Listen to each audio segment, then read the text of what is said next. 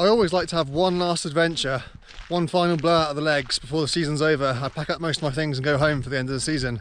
Last couple of years it's been on Mont Blanc. I've still got unfinished business on the Grand Combin, but that's going to have to wait for another year. This year I've come to try the Grand Combin. I've been wanting to try and ski this for a while, not least because you can tick off 4,000 metre peaks in one go. Plus, it's a pretty cool mountain in its own right. I thought I'd miss my chance for this season with my knee injury, missing nearly 2 months of the season, but a few days ago I saw some pictures on Instagram of my friend who's been up here maybe a week or so ago, and she said conditions are still really good, so I thought, screw it, let's give it a go. Most people would usually take 2 days for something like this, some maybe even 3, but I always like to make things difficult for myself. I'm trying it in a single push. My plan had been to drive up to Cabane Brunet, which is around about 2,100 metres. So I'd say is about 600 metres of vertical height gain opposed to starting from the valley bottom. But this is the road. As you can see, it's not passable at all. I'd estimate I've managed to drive up to around about 1,800 metres, so still save myself 300 metres, but I've given myself an extra 4 or 5 kilometres of horizontal distance to cover. So actually, they pretty much cancel each other out. So I'm just on a bit of a reconnaissance to see just how far away from the hut that I am, and it's good news and bad news. Bad news is it is about an hour away, like I say, but of course the good news is I'm going to be able to ski for a good chunk of that. My initial plan was to do the boot pack in running shoes, carry my ski boots in my bag, but I'm glad that I did this reconnaissance because, yeah, I'm actually going to be able to put my skis on for quite a chunk of this road. Yeah, there's going to be a lot of faff taking them on and off on all these various snow patches, but I think it's just about worth it. Leaving the running shoes behind, starting out in ski boots, suffering for a kilometre or so of gravel before, yeah, I'll be able to ski hopefully.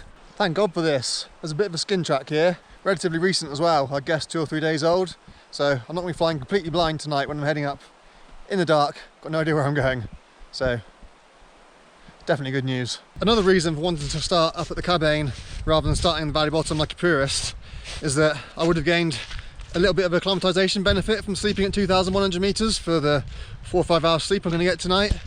Unfortunately now I'm losing that benefit. Okay, I'll gain a tiny bit at 1,800 metres, but 4 or 5 hours sleeping at 1,800 metres, when you're going out to 4,300 metres, it's fairly negligible really. Not going to make a huge amount of difference. So I'm sure I'm going to suffer a little bit. Certainly want to get above 3,800 metres. I've been skiing up the Itinerary quite a lot in the last couple of weeks, so I am reasonably acclimatised, but I live at 500 metres above sea level, so I've been sleeping down at the valley all the time, and it's at night when you're in bed when you get the most benefit, so yeah. It's going to be a bit of a sufferfest, but I'm used to suffering. I do this kind of thing every year. And that's the end of the road. No snowgate blocking the way, just a daggony part digger. And there's home for the night. It's not the flattest spot in the world, but I've slept in worse. It's lovely and peaceful up here. And I'm only about 100 metres or so from the trailhead up there. So according to this awesome guidebook by Ben Tibbets, it should take about 3 hours from the Cabane Brunet to get to the Panossiere hut. But I'm off the map over here somewhere, so it's at least an extra hour for me. From the hut to the main summit, in theory should take between 5 to 8 hours, and then probably allow at least an extra hour to do both extra summits, and then another 5 or 6 hours down, but that's assuming you're on foot, not on skis. The beauty about skiing these kind of things is you can descend hundreds of meters in a matter of minutes, so if the snow conditions are good, could well get from the summit to the hut in well less than an hour. So loosely based on those numbers, I'm hoping to try and summit in around about 10 hours. Anything less than 10 hours will mean I'm going pretty well. Anything more than 12 hours, I'm going very, very slowly. Indeed, if I'm on that kind of schedule, I probably won't even get to the top. And then, yeah, could well be down in 2 hours, maybe even less, because right now you can ski, well, as you saw, below Cabane Brunet, so yeah, can get a hell of a long way down on skis very, very quickly. I'm planning on climbing the normal route, which is the northwest flank via the Couloir du Gardien, which is this line up through here, and then if the snow conditions are good, I'll probably take the risk with the corridor on the descent, which is under Firk of Seracs its whole way, but yeah, if the snow's good, then I can just bomb down it, straight line it in a matter of minutes, so we shall have to see. Worst case scenario, I come back down the way I came.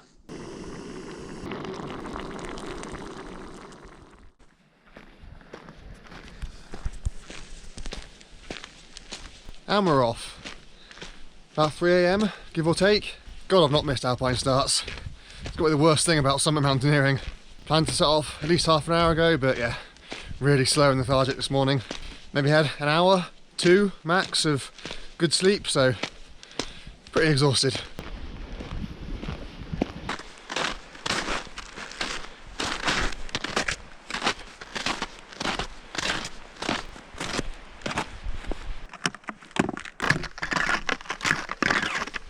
Cabane, Brunet, where I hoped to spend the night last night.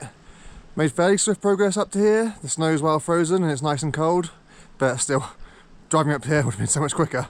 This is where navigation becomes a bit tricky now. There's no obvious path to follow because of the lying snow, but equally no skin track either, so yeah. Could be a little bit difficult in this next section. I hope those 2 passerelles are still in place in the winter as well, otherwise I'm pretty screwed. But in theory, 3.5 hours from here, but that's usually quite conservative. I've had to resort to boot packing again. The snow's run out on this flank, but at least that means I can see the footpath.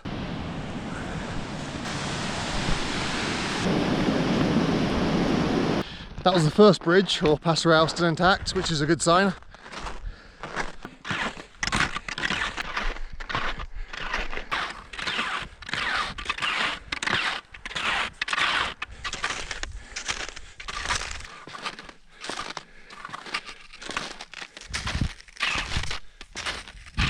Fuck! I'm in the wrong valley. I really don't know how this happened. The last sign I saw down there was pointing to the hut up this way, but nope, this is not the right way. That up there is the Petit Combin. Grand Combin is the other way, other side of that. So somewhere, somehow, I was supposed to cross that ridge. This is the danger of trying to do this kind of thing in the early morning when it's dark and there's not much tracks. But yeah, all the skin tracks were coming up this way. I didn't see any going over that direction. So I really don't understand how this happened. But guess I'm gonna have to ski back down towards the last sign that I saw and try and find a way up. But yeah, this probably cost me a couple of hours.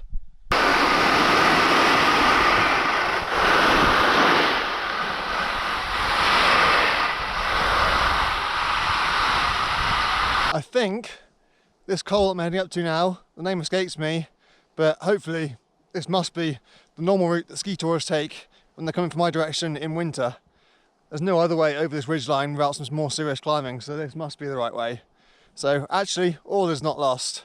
Yeah, I've wasted a load of energy going up the wrong way, but I've not cost myself too much time.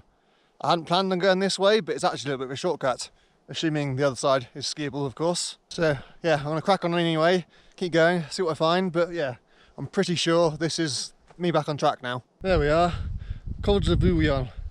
This is what I thought it was, so I'm back on track. Unfortunately, it's definitely not skiable, but there is a good path down actually, so this isn't too bad.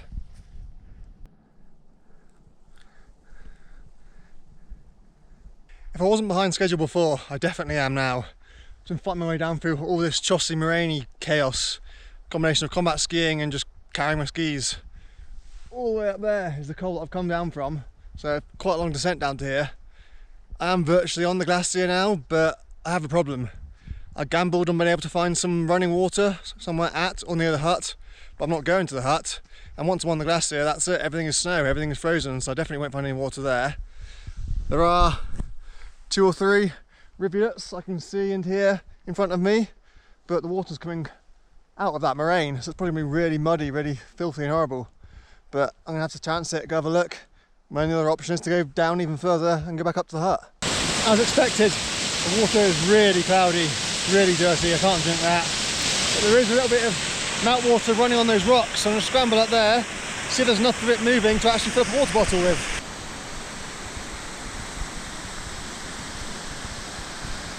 It's the same story everywhere.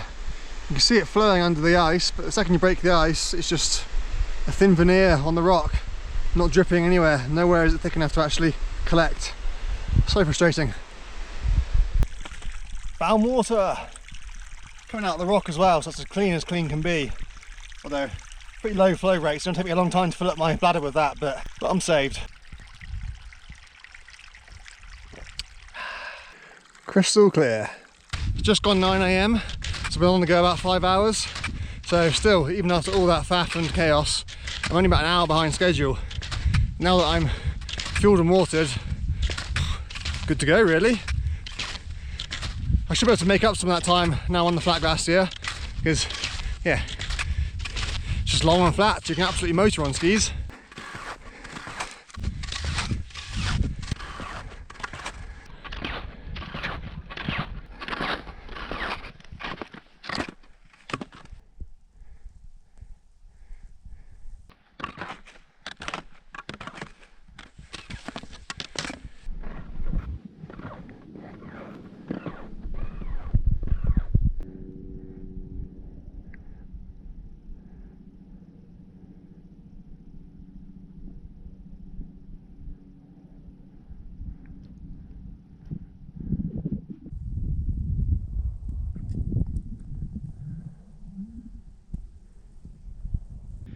So I've decided that I'm going to call it a day here, I think.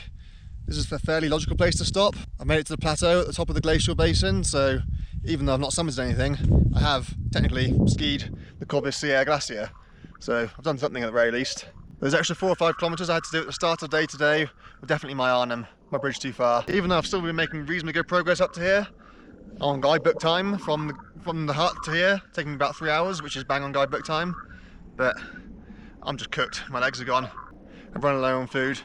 Still plenty of water, I think, but yeah, not much fuel left. Also, this is where it starts to get a bit more difficult and definitely a lot more dangerous.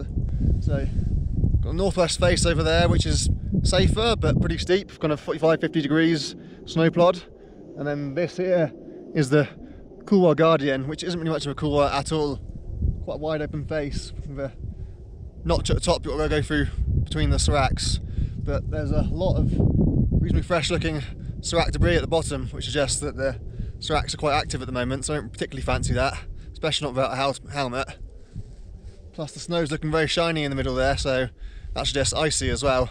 So yeah, even though serac fall is no more likely at any given time during the day, it's dependent on the movement of the glacier, not the heat of the sun. The fact that there is fresh debris there already does suggest that it's not wise going up there right now. But I'm kind of tempted to head over that little notch on the ridgeline over there, because I'm pretty sure this is the Petit Combin. I was the other side of that many hours ago, earlier on in this video. So in theory, assuming that notch there links up with the bowl that I was in earlier, that'd make a really cool circuit to go over there, descend back down the other way. Plus, it makes the descent back to my car so much easier as well, because I should be able to have skis on most of the way down that way.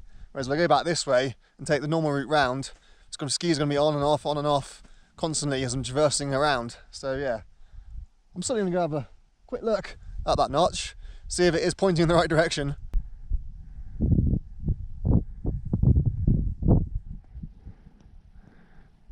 And this initially quite broad open bowl here, this is the corridor. It looks so inviting just to try and run up that from here, but it's a long way, you're not going to be able to run up it anyway. And those seracs up on the looker's right, they're primed to go. They go basically every day. So even though some tracks, there are skin tracks heading up that way, people have obviously used that as a means of ascent. It's just not sensible to go up that way. That's the way you come down, because at least on the way down you can just sprint if something does fall off. And what a cool place to be. It's absolutely spectacular up here. Ski mountaineering doesn't always need to be about summiting something. That is a general premise, but just about having an adventure in the mountains on skis, and I'm certainly having a great adventure right now. This little coombe or col up here is beautiful. You get a bit of a better view of the corridor from here now. It looks really wide and inviting down low, but you can see there's a choke point about halfway up, which is threatened by those huge seracs on the right.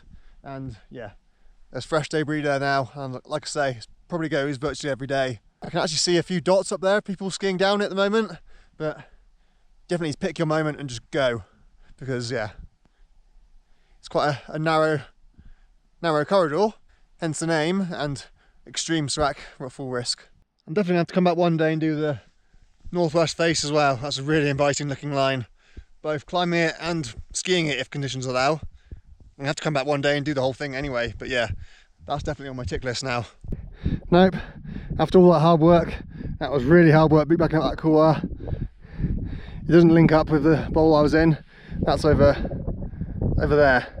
I could put the axe and crampons on and climb along this ridge, but it looks rather chossy. So it's just gonna head back down the way I came, unfortunately. This was only about 20 meters of vertical, but so sugary, so deep and soft. That was really hard work. I may not have got much else right today, but I've timed this descent to perfection. It's absolutely beautiful spring corn. Not very steep, but still really, really fun. I need to be careful not to ski off the edge of the glacier here because the snout is just there, about 20 or 30 meters away. Was planning on going along that side, but actually it looks like it goes that way as well. So I think I'm going to try and stay high a bit more, hang a right round that way. Again, look at those beautiful turns on that lovely spring corn. This is the path that I should have been on this morning. Well, I say path, nobody's been up here for quite a while. There's basically no tracks left. So, not surprising that I missed it, but interesting to see now that it's daylight where I actually went wrong when we get around the corner. I'm skinning without skins, just by the friction of the snow. Boots and bindings in walk mode, but yeah, skins are in my bag.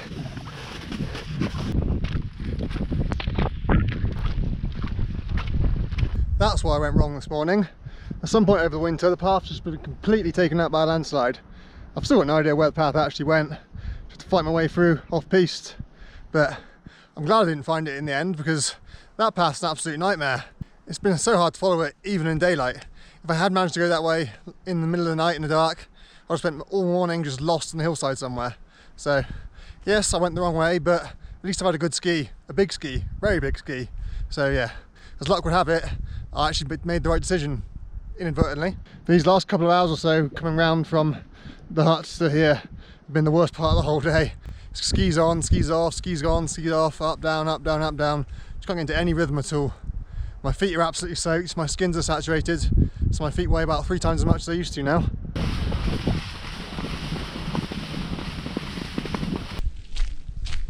Home sweet home, finally. 16 hours was on the move in the end. Started at 3 AM this morning, got back to the van 7 PM. So that's come to be the longest day I've ever had on or with skis. One of the biggest as well. In terms of total height gain, technically it's not the biggest. It was 1800 meters approximately from where I am now to the highest point that I got to, but that's only half the story. That doesn't include the 400 or 500 meters that I went up the wrong way in the wrong valley, plus all the little ups and downs everywhere else. Probably close to a 3,000 metre day when you add it all up, so yeah, absolutely huge. Okay, back during COVID times, we used to do 3,000 metres for breakfast, but that was on wild green piste and perfect skin track, and you got your skis on virtually from car to car, whereas that was so arduous. There was so much up and down, skis on, skis off, post holding up to your waist, zigzagging in and out and round and about. That was, yeah, really, really hard work, really tiring. I may not have reached my intended goal. Ultimately, I didn't come anywhere near it. But that doesn't mean today was a failure. There's no such thing as a failure in the mountains, unless someone has a serious accident, of course. But as long as everyone gets up and down safety, any day in the mountains is an adventure. It's a learning experience. It's just a joy to be up in the mountains. I've seen some stunning views. I've explored an amazing glacial basin I've never been to before. I've sussed out various routes for the future. And yeah, I've learnt what not to do next time I try something like this. So it definitely wasn't a failure, definitely wasn't a waste. Although at times it was definitely type 2 fun. But there was also still half decent amount of enjoyable skiing in there as well.